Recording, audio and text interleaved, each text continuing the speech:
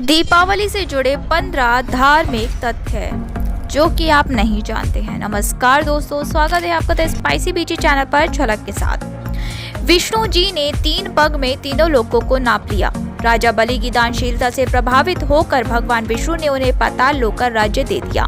साथ ही ये भी आश्वासन दिया कि उनकी याद में भूलोकवासी प्रत्येक वर्ष दीपावली मनाएंगे।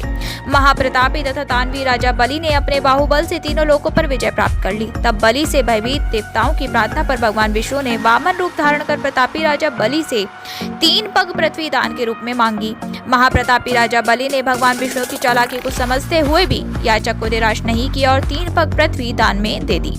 त्रेता युग में भगवान राम जब रावण को हराकर अयोध्या वापस लौटे, तब उनके आगमन पर दीप जलाकर उनका स्वागत किया गया और खुशियां मनाई गईं। कार्तिक अमावस्या के दिन सिखों के छठे गुरु हरगोविंद सिंह जी बादशाह जहांगीर की कैद से मुक्त होकर अमृतसर वापस लौटे थे। बौद्ध धर्म के प्रवर्तक गौतम बुद्ध के समर्थकों एवं अनुयायियों ने 2500 वर्ष पूर्व गौतम बुद्ध के स्वागत में हजारों लाखों दीप जलाकर दीपावली मनाई थी।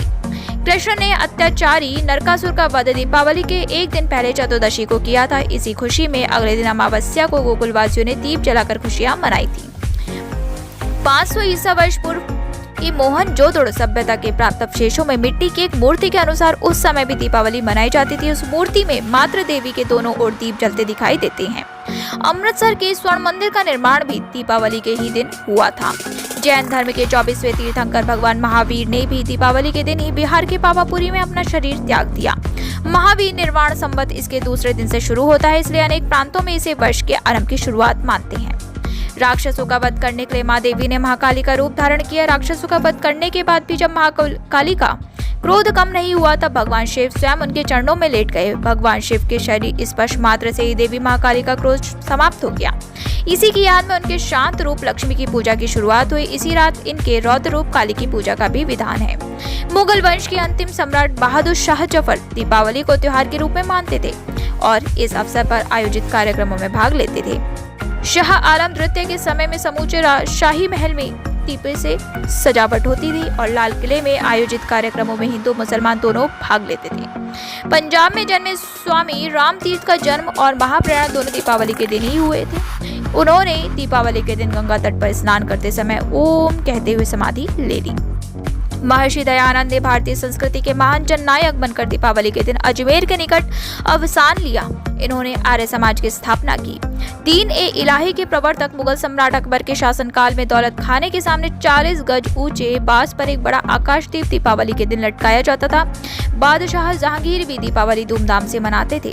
सम्राट विक्रमादित्य का राज्याभिषेक दीपावली के दिन हुआ था, इसलिए दीप जलाकर खुशियां मनाई जाती हैं।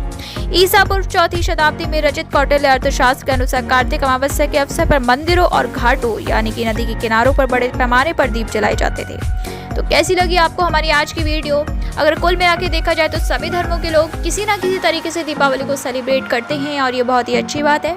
हमारे सनातन धर्म को बढ़ावा मिलता है। मिलते हैं नेक्स्ट वीडियो में। आप सभी को दीपावली की हार्दिक शुभकामनाएं। Happy Diwali in advance. Video को लाइक करने के लिए और पूरी देखने के लिए आपका बहुत बहुत शुक्रिया। चैनल को सब्सक्राइब जरूर कीजिएगा और दोस्तों इस एनिमल्स को फीड कराने की हेल्प करना बहुत ज़्यादा ज़रूरी है। और दीपावली के मौके पर कृपया करके जानवर से मजाक मस्ती ना करें, उनके साथ पटाखे ना जलाएं या उन पर बम ना फूकें। मिलते हैं नेक्स्ट वीडियो में। Bye bye.